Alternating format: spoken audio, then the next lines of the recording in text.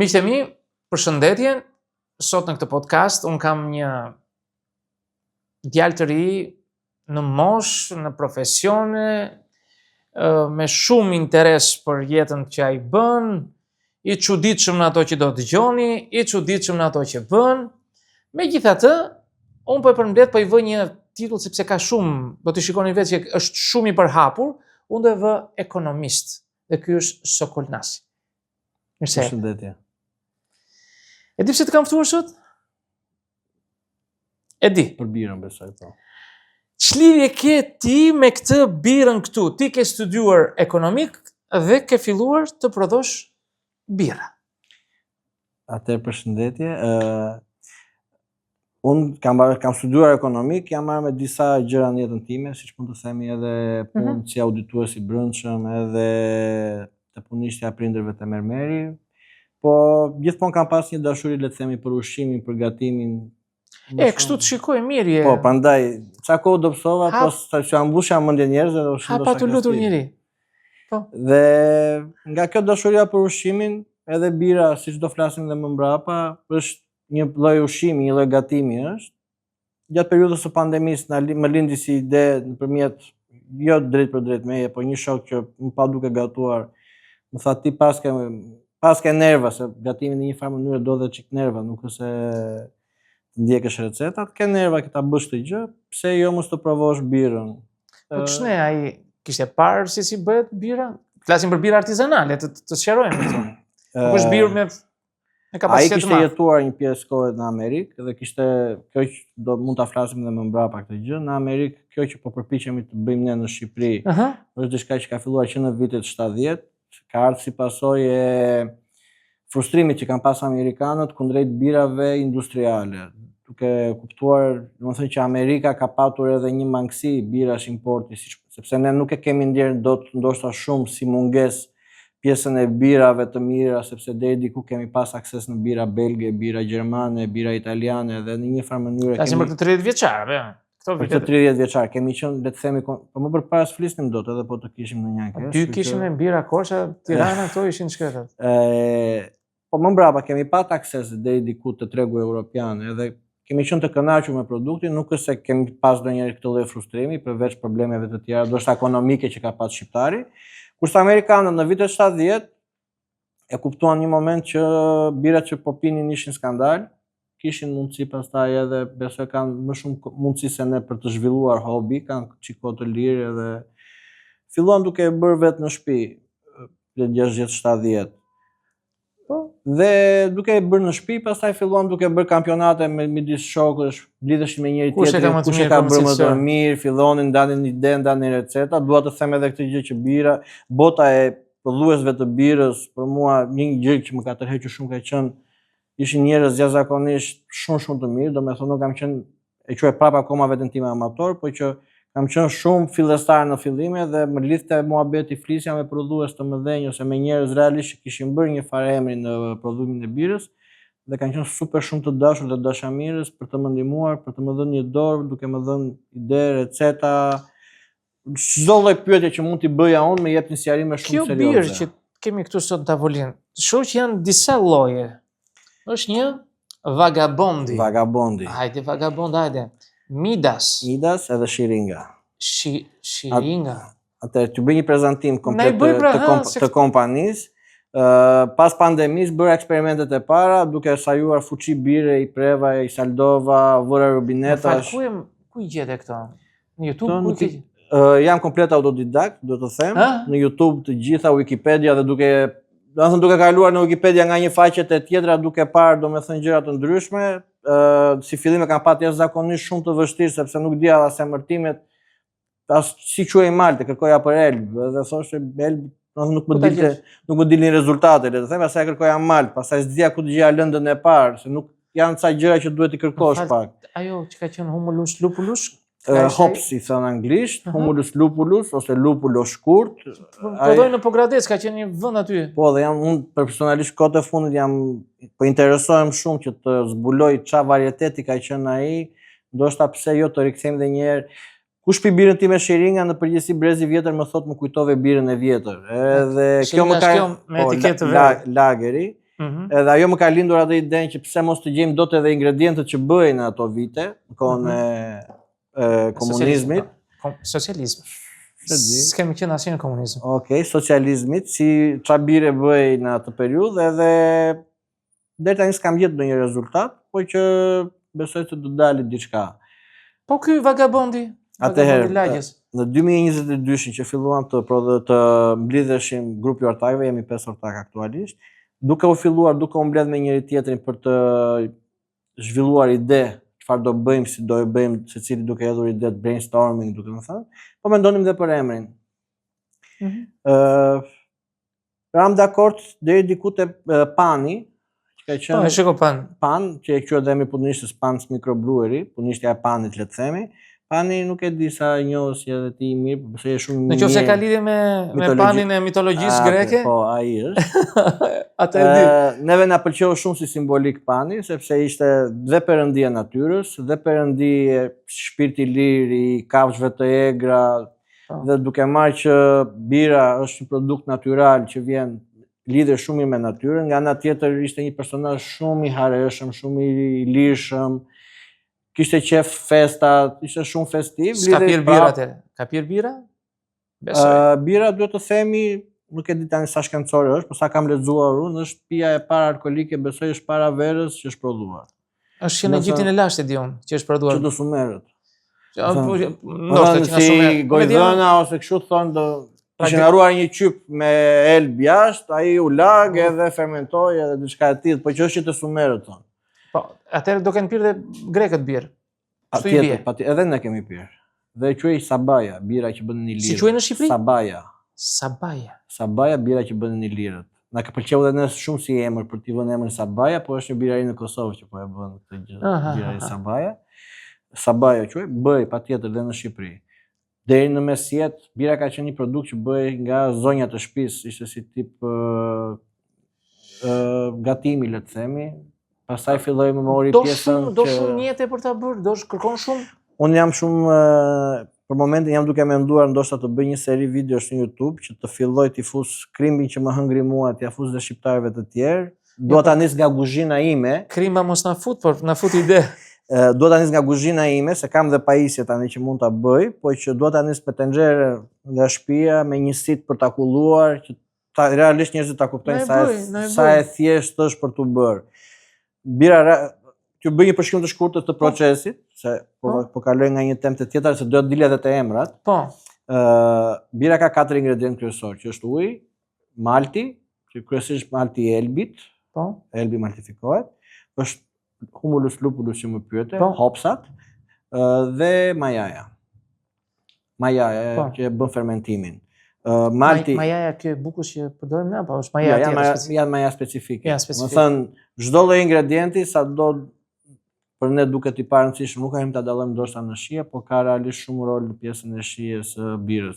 Në edhe ajo deri diku që thon uji është si legjendë urbane që ka rol edhe uji, pjesa e mineraleve të ujit. Kto që po na thua. Pjesa e mineraleve të ujit, po çdo ingredient ka jep aroma të ndryshme dhe shije të ndryshme. Dhe kjo është dhe majaja, kështu që nuk mund të bëhet me maja, besoj bukë.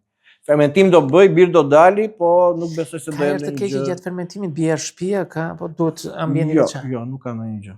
Bie erë ka si turshit. Varet se si mësohesh, unë për shembull më përpara se fillat merresha me birë, kaloja para bira Tiranës, bezdiste era e maltit e zierit. Tani po ka filluar po më pëlqen, kështu që edhe mësohesh. Procesi është drithrat i merr i thërmon, ose mund t'i blesh jashtetit nëpër dyqanet apo stafat i blen të thërmuara. Ka dhe mullit dore që është diçka ekonomike, shumë e 10-20.000 lekë, nuk e di që shesin që e thërmon me dorë atë. Malti thërmohet, hidhet në ujë të nxehtë në një temperaturë, nuk është një sekret, unë e hedh 65 gradë, po themi, mund ta hedhësh 50 gradë. Temperaturat të ndryshme nxjerrin sheqerna të ndryshme dhe komponime të ndryshme. Unë nuk do flas derisa të mbarosh, se njerëzit janë kurioztar. Po, hidhet në ujë të nxehtë. Ka disa teknologji, me thjeshta që kam bërë në fillim ka qenë 65 gradë edhe pastaj e kaloja e zjeja. Kjo është single infusion që thjesht e hedh në një temperaturë dhe pastaj heq. Pastaj ka teknologji që po përdor tani që ti e rrit shkallë pas shkallë deri në 78 gradë. Mbi 78 gradë pastaj shkatron çdo lloj gjëje enzimash dhe nuk prodhon alkool. Domethënë Kemi marrë sheqerna, po nuk fermentohen.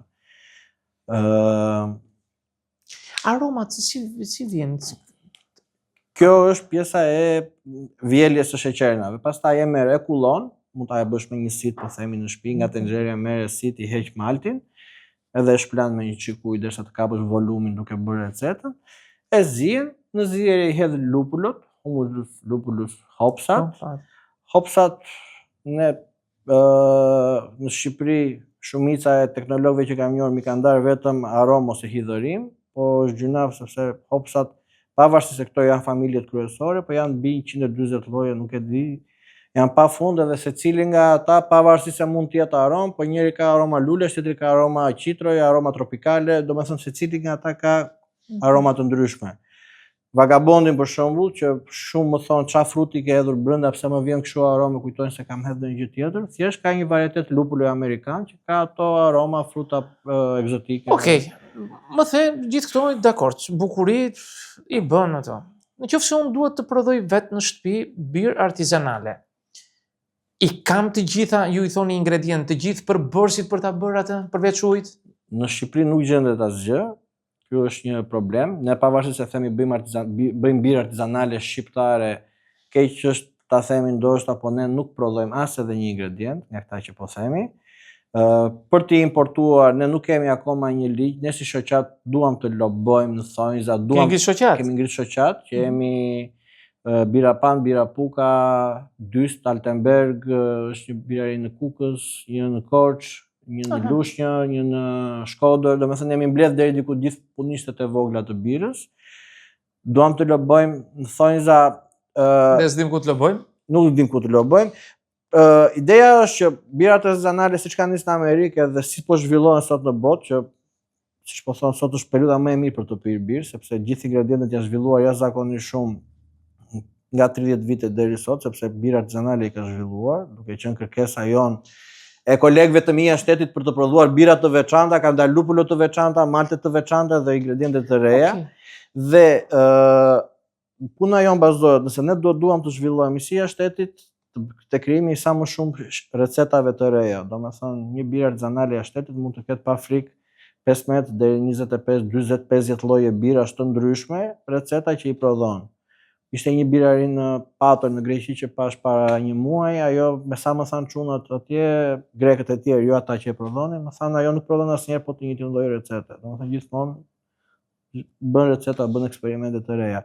Dhe që të bëhet kjo, do lënë të parë ta gjesh, po themi të aksesueshme që ti të kesh mundësi të zhvillohesh. Ti thua s'janë. Që sot në shtëpi nuk e bën dot. Nëse unë më ndizet ideja, sipas jush do të shikoj ato videot që bëni, unë ku do gjej? Ose ti ku gjen?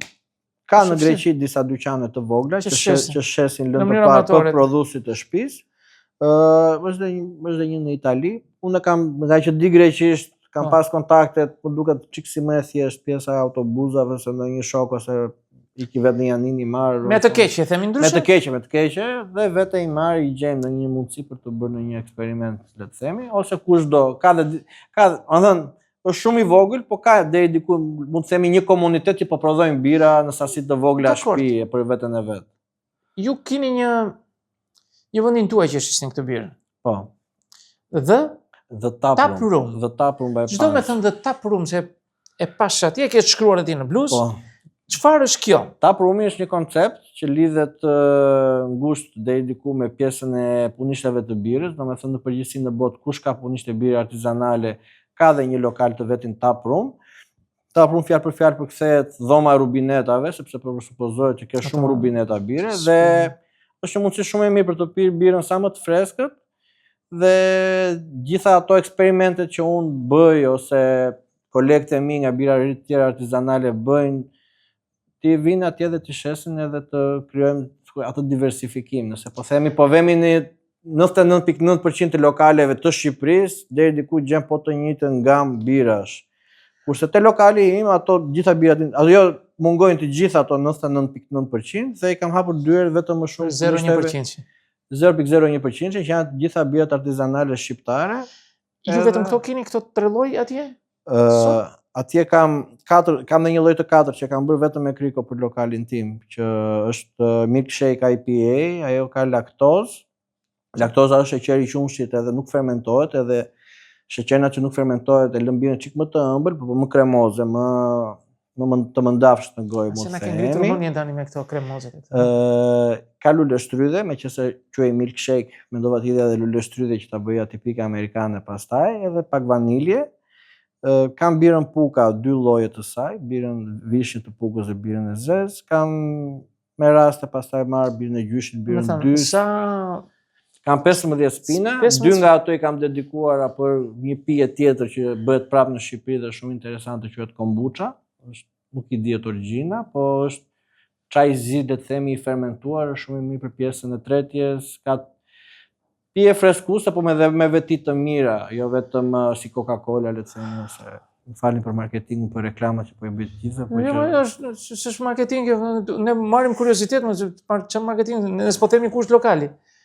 Nuk po themi shkoni te lokali. Jo, po përmend to Coca-Cola, emrat e brendeve dhe këto. Jo, është drejta jon. Problemi qëndron këtu. E din shqiptarët që prodhon këtë, ka njerëz që vinë pinë apo ju jeni në Instagram, në Facebook, e vinë të huaj, si funksionon? Në përgjithësi, keq është ta themi, po klientët më të mirë tanë janë të huajt. Ata vinë. Ata vinë, biles ka qenë e çuditshme se lokali për ne ka qenë deri diku risk, nuk e dinim si do ecte, dhe gjithë ato pasigurit që shoqëroi një sipërmarrje. Edhe mbaj mend që javën e parë më erdhi një skocez, tha sa zbrita nga avioni, tha erdha këtu, s'kishte lënë as çantën në dhomë në Airbnb, ora 10 të darkës kisha fikse mbylleshit, ta. Java e parë sa e kishim hapur thjesht në Google, në përgjithësi për mua Google është çik më i mirë se Instagrami për të huajt, sepse edhe unë kur i kija shtetit nuk futem në Instagram të kërkoj ku do ha, ku do pi, po futem në Google. Edhe kjo besoj në ka ashtu. Të huajt në përgjithësi pjesën e birës artizanale, tap roomit, e kanë shumë të njohur si koncept, nuk është diçka shumë e re dhe do doj kohën e vet. Domethënë gjithë të huajt që na vinë edhe prodhues birash që na vinë të huaj, na thon bravo ju qoftë, jeni në hapat e dur, po keni durim. Se do punë. Keni durim, ne jemi ata që poshtrojmë shinat. Besoj do shtohen akoma punisht e bire. Kam dëgjuar për gati 3, 4, 5 punishte të reja që po hapen. Nuk e dia do kenë këtë lloj koncepti prodhimin e sa më shumë birave dhe siç, domethënë realisht ta zhvillojmë. Ose mund të qëndrojnë 2 birave. Mund të bëjmë vetëm një lloj bire, 2 lloj birash edhe pastaj të thonë jo po jemi në rregull se kemi të shitur edhe ngecin aty. Okej. Po që di që po lokalet kanë ardhur u kërkojnë na jep birë, ka kërkesë nga ato lokale që shesin bira këtu në Tiranë. Viti para ka qenë goxha i vështirë, pastaj në vazhdimsi pak me pjesën e marrëdhënieve personale që kemi me njerëzit si ortakëri që jemi, edhe një nga shtysat kryesore që kemi nisur, kam kthyer nga ai prodhim i vogël që thash me fuçi bire të salduara, e kam bërë më të madhe, ka qenë duke parë trendin i ri të turizmit në Shqipëri, edhe duke bërë një analizë shumë të thjeshtë, çfarë bire shqiptare turistët duan dhe e vlerësojnë 2, dhe gjitha lokalet, le të themi lokalet e bllokut ose lokalet e mira që kanë një farë investimi prestigji, cilat nga këto bira mbajnë. Edhe në përgjithësi kam parë që shumica e lokaleve nuk i preferojnë, nuk i duan sepse ose i shesin për vetëm merre provoj edhe këtë, sikur po i helmojnë njerëzit, jo sikur po nuk kanë patur një produkt që të ndihen mirë, që ta japin, po them me vetbesim, merr këtë produktin shqiptar, po merr provoj se do të pëlqejë. Edhe kjo ka qenë një nga arsyet pse i kemi hyrë kësaj sipërmarrje, që është goxha e vështirë, sepse kemi parë një mangësi në treg që ne ndoshta mund të them kemi të gjitha produktet, duke vajtë që nga bulmeti, që nga deri te buka, dhe buka ndoshta është shitur çik pjaca, po që bira Midas. Tu kthej edhe një herë të emra tani? Po, do kthehemi tani, s'kemi çfarë bëjmë. Atëherë, siç meqense Panin e njihje si personazh, Pani ishte çik qefli femrash, edhe e di atë ka qenë nimfash, dhe një nga nimfat që ai kishte qef ishte Shiringa. Shiringa në kohë nuk e kishte qef, edhe i thot babait saj që kishte perëndi, i thot të lutem, i thot më shpëto nga ky zullapi. Edhe babai saj për ta shpëtuar e ktheu në kallam moçali, në kallam të holl. Janë ato kallame që bëjnë ato si push sipër. Papiri, si themi ne ndryshe kaç papiri. Pani nga inati e kputi kallamin dhe bëri flautin e Panit, që është vegël muzikore dhe ashtu quhet, Pan's flute, pa ke parasysh kjo këtu. Po, kjo shenja atje. Po. Kjo flauti që përdojnë këta Meksikanë, mos gaboj. Po, ato që bjen shqipjanëve që Po, edhe pani nga inati e preu dhe bëri këtë.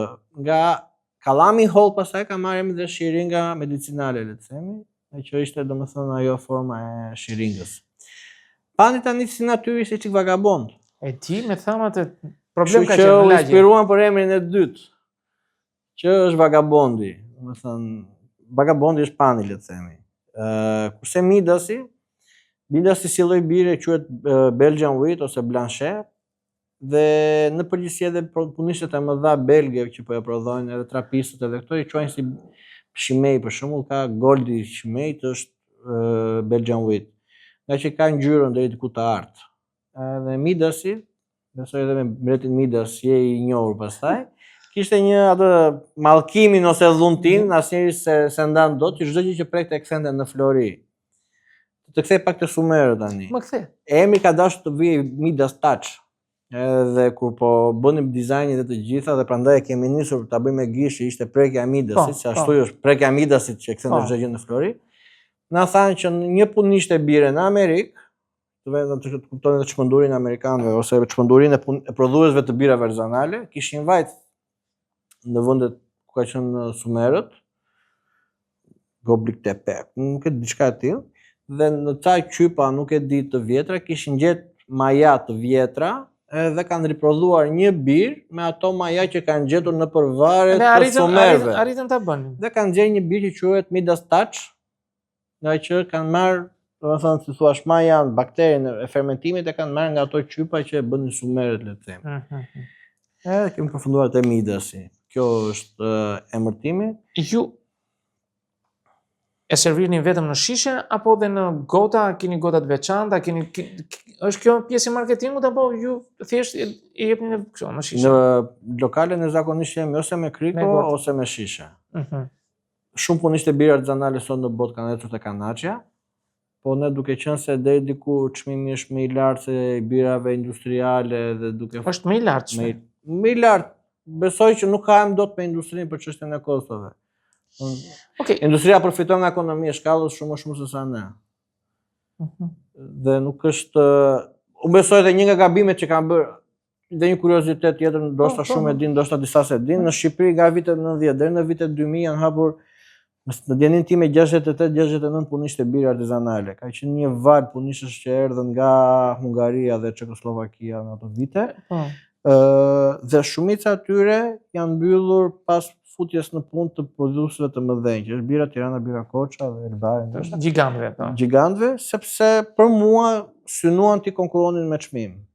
Më thënë, sfidën e shikonin te çmimi, nuk e pan në asnjë moment siç e pan amerikanët, që nuk u haheshin me badin edhe me koper, nuk e di çfarë bire kanë në Amerikë, nuk haheshin dot me çmimi, po filluan duke prodhuar shije të reja cilësi.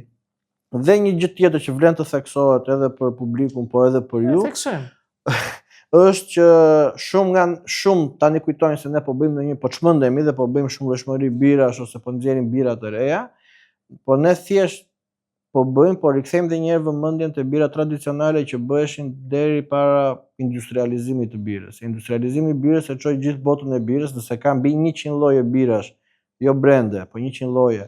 Shumë kjo quhet lager, kjo quhet IPA, Indian Pale Ale, kjo quhet Belgian Wheat. Si këto emra mund të jenë mbi 100, Porter, Stout, edhe po vazhdojnë po shtohen.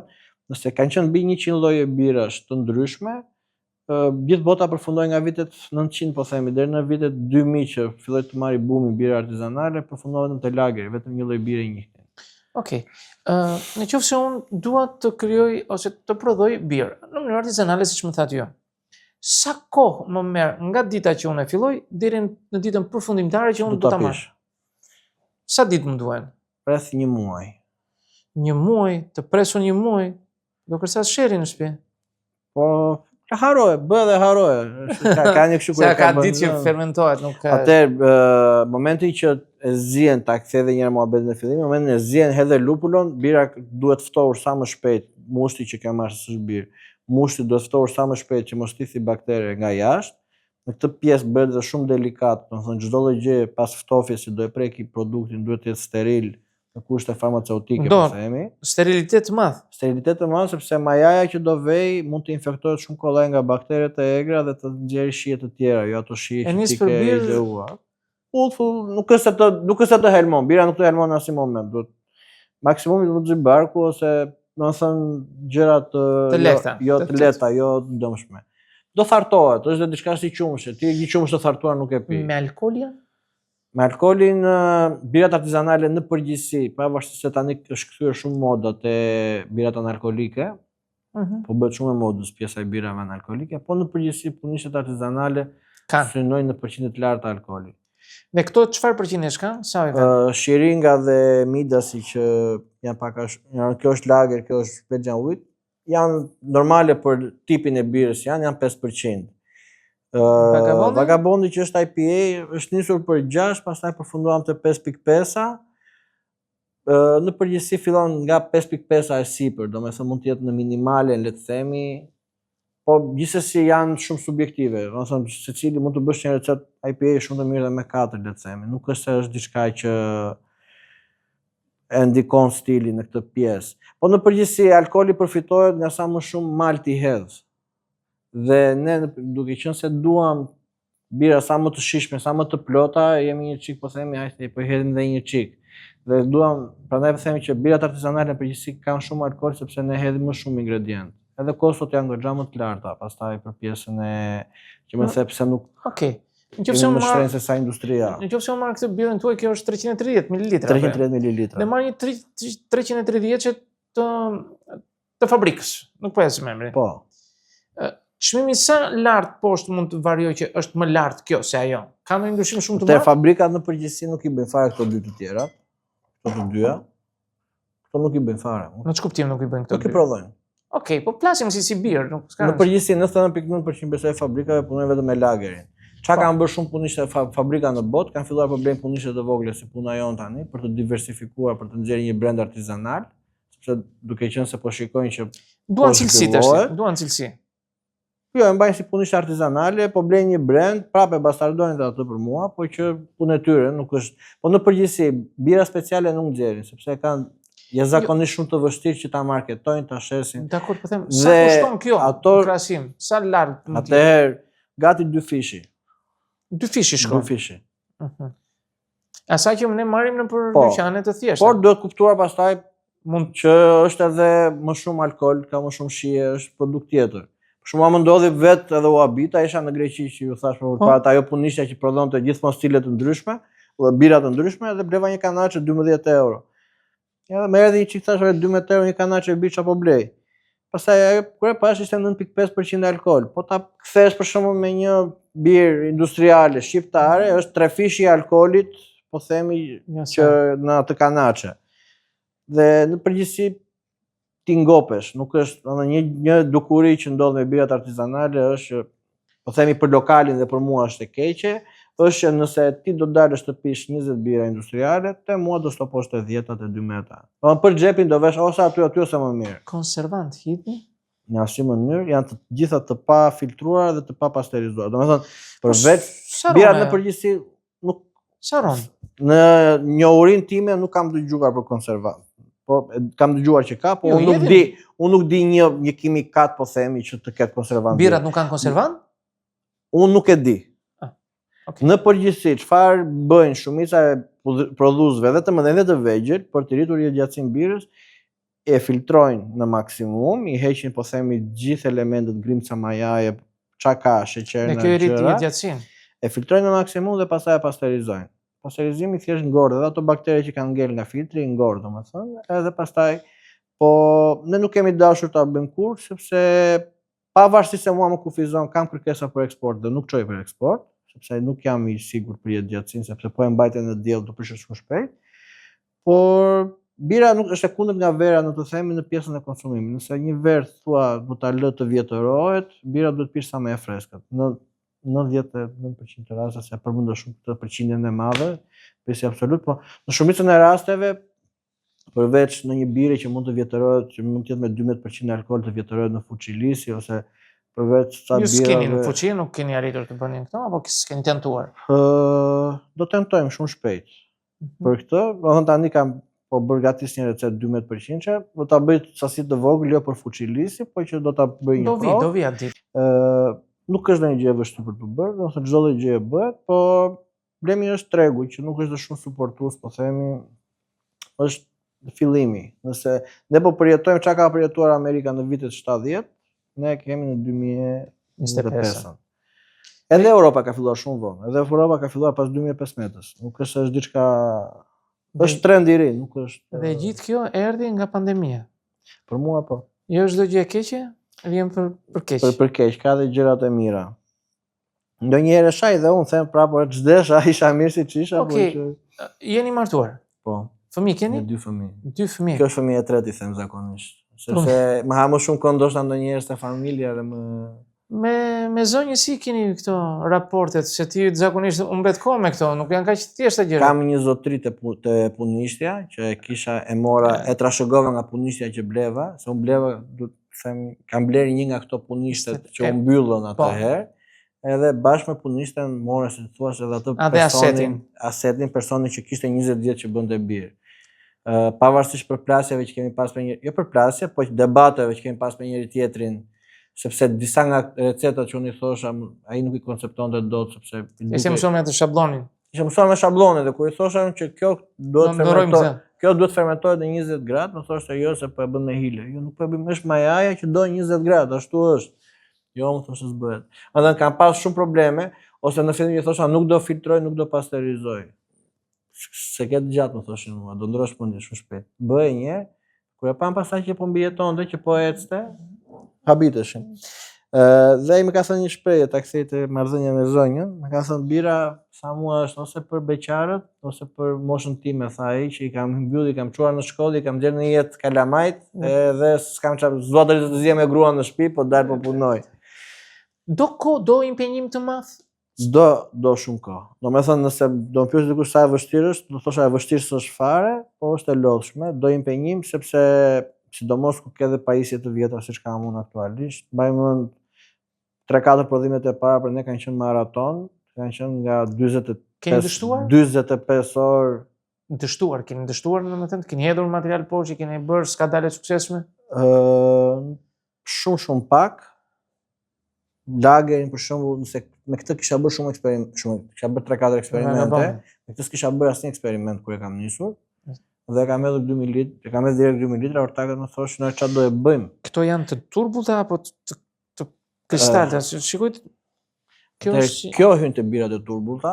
Birat e turbullta që i themi ne në përgjithësi janë birat e grurit. Gruri ka më shumë proteina dhe delet më e turbull. Gruri dhe çfarë përdoret? Elb? Apo ingredienti kryesor është malti i elbit. Ai është më i mirë, le të themi, që ka enzimat, ka sheqerin më shumë, është më i përshtatshëm për birën. Pastaj përdoret çdo lloj drithi i nxjerr. Çdo lloj drithi, po domati në vend e mora vesh ishte frut. Po, frut. Është me një vendim të gjykatës së lartë amerikane, është vendosur që të jetë perim. E ka marrë vendimin. Është vendim i gjykatës amerikane. Që duhet quajtur perim? Që do quhet po. Po ne pse se bëjmë? Ne s'kemi gjykatë akoma. Okej. Çdo lloj drithi nxjerr sheqerna. Po më i përshtatshëm është elbi, malti i elbit, le të themi. Birat vajs që ne i themi bira të turbullta, birat vajs gjermane, janë bira që kanë një përqindje shumë të lartë, gati gjysmë për gjysmë maltin e elbit me maltin e grurit. Malti i gruri si dritë ka më shumë proteina se elbi dhe nxjerr më të turbull. Në qoftë se po e turbull unë e kam shumë kështu, nuk dua ti përshkruaj si kristale apo e turbull, sepse është shumë për kufizim i ngushtë, i gjës. Ju keni gjuhën tuaj të komunikimit. Jo, është gjë shumë e madhe dhe për mua e prish ato. Turbullira është, po themi, përshkrimi i paraprezencës. Nuk mund të quash është bira e turbull ose stil në vete. Nuk marr vesh nga pijet. Jam fare kështu jashtë. Më thonë që birat më të mira i ka Belgjika. Më thonë, nuk e di. Ke vajtur, ke parë, ke shkuar në vende tjera? Unë admiroj shumë për kushtimin e prodhimit të birës gjerman. Kam lexuar shumë për prodhimin e birave gjermane dhe sa të sëmur janë ata për të zbatuar atë ligjin kanë një ligj ata që në 1500, 600, 400, nuk e di, ligji pastërtisë që nuk lejojnë në asnjë ingredient tjetër në birë përveç këtyre 4 ingredientëve. Dhe këtë e kanë, domethënë, po për të arritur atë ligj, po themi, bëjnë çuditëra shkencore shumë të provuara, shumë të saktë, shumë strikt në atë që bëjnë, e adhuroj këtë pjesë të gjermanët, po më pëlqen jashtëzakonisht shumë çmenduria belge pastaj. Domethënë kam lexuar disa stile birash belge, është një Lambic, kush dëgjon mund të vej ta googulloj. Realisht është shumë e çmendur dhe shumë, nëse unë mund të them mund të bëj çdo lloj bire, atë nuk e marr fare përsipër ta tentoj ta bëj. Gjithat e tjerat mund t'i bëj. Se ka ajo ka fermentim të rastësishëm, nuk i hedh fare maja, e lë ata kanë ca vaska të mëdha që e lën të ftofet gjatë natës në marësit belge. Nuk ka male ata fare, po që në një klim po themi që të marri baktere të përshtatshme, mund të jetë çike pasur, mos jetë në qytet që të marri, le të themi, baktere të egra nga fshati belg dhe pastaj e marrin dhe fusin në fuçi lisi. Në fuçi lisi e lën 2, 3, 4 vjet për periudha të ndryshme dhe kanë një më të çmendur akoma që vete pastaj siç është ai master blender që bën whisky që provon nga një fuçi dhe i bashkon 2, 3, 4 fuçi bashkë. E njëjta gjë bëhet edhe për këto Lambic. E kam provuar një herë, nuk ka pëlqyer, po që është shumë e çmendur si teknologji. Unë dyshoj se diçka ti po përgatit në mendjen tënde. Vetëm te kjo fjali e fundit. Për të provuar gjëra të reja. Ndoshta po do provosh whisky? Po, e kam nisur një eksperiment. Sa po e tradhove veten? Nga që thash për... ne psikologët me qimet merremi. Gjejmë ato. Është e vërtet ke filluar të bësh ndonjë gjë? Kur fillova me birën, bëra që kurioz pastaj për gjitha pjetë alkolike, le të themi. Edhe për verën dhe për gjërat e tjera. Dhe pash një herë whisky, lexoj aty single malt ose double malt dhe thosha malt përdor dhe ky domethënë ça si bëhet whisky dhe u futa lexova pak. Me sa lexova, whisky praktikisht është një distilimi i birës, po pa lupulon, pa hopsat. Praktikisht mund të bësh një prodhim bire, ta fermentosh, nxjerrësh alkoolin, siç bëjmë, nxjerrim nga rushi, nxjerrim verën dhe distilojmë verën, nxjerrim rakin. Në rast se distilojmë birën, që është kanë po të njëjtin proces teknologjik me ingredientë të ndryshëm, do marrim një alkool tjetër që është baza edhe për ginin dhe për whiskyn, është e njëjta bazë. Është alkooli i drithrave. Kur do ta provoj? Kjo që po bëj është eksperiment me disa pedagogë të bujësorit që më kanë mbështetur shumë edhe për gjëra njohuri teknike që unë nuk i kam patur, ose ndonjëherë them stop, nuk dua të dëgjoj më, se s'më intereson. E dua praktike më të thjeshtë gjën, se s'kam qenë ndonjë shumë i mirë në kimi, pavarësisht se po bëj birën.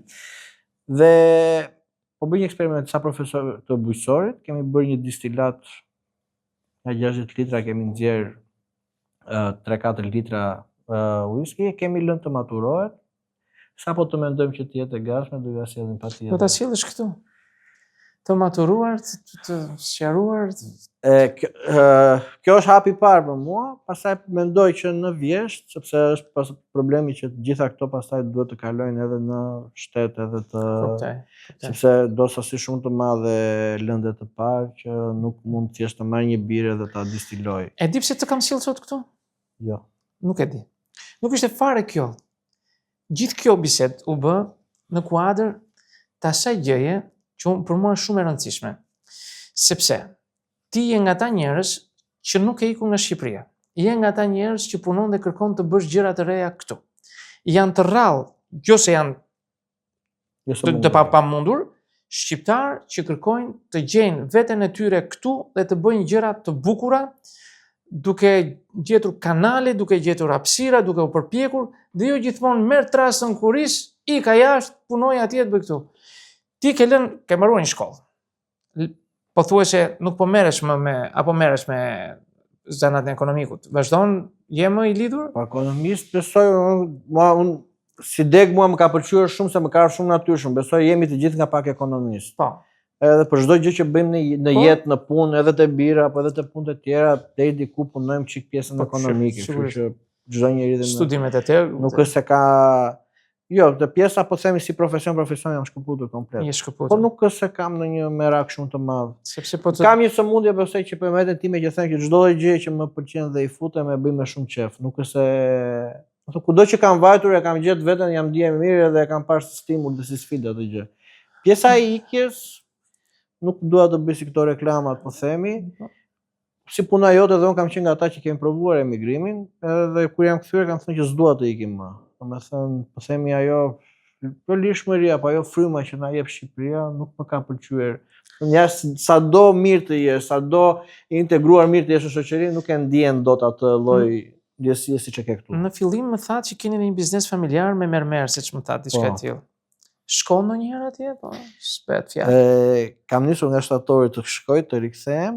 Në përgjithësi shumicën e kohës më hap prap pjesë punoj në kompjuter për punën e kësaj, po themi, që nga receta, që nga pjesa ekonomike, llogari. Jo, shkoj, jam fizikisht, po jo mëndërisht shumë herë. Besoj që dua shumë të merrem dhe me atë gjë, po këtu më duke sikur ekziston një lloj shtegu, ekziston një lloj hapësire në treg. Deri diku në ekonomik i themi 3 gjëve, det i kuq edhe det blu.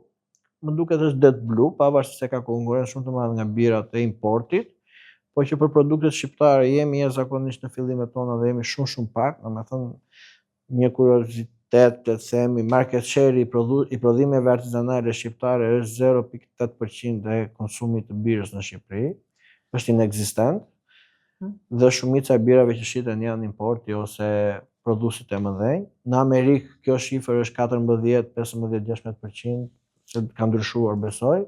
Sa litra birë pim në shqiptarët? Shkojnë shumë? Në 2019 që kam nisur të bëja biznes planin, edhe kam parë, nuk mora 2020 sepse ishte vit pandemie dhe s'mund të nxjerra besoj në një statistik të mirë. Mora 2019 në atë periudhë si statistik, pinim diku te 105 milion litra në vit. 105 milion litra. Nuk kemi konsumatorë të mëdhenj.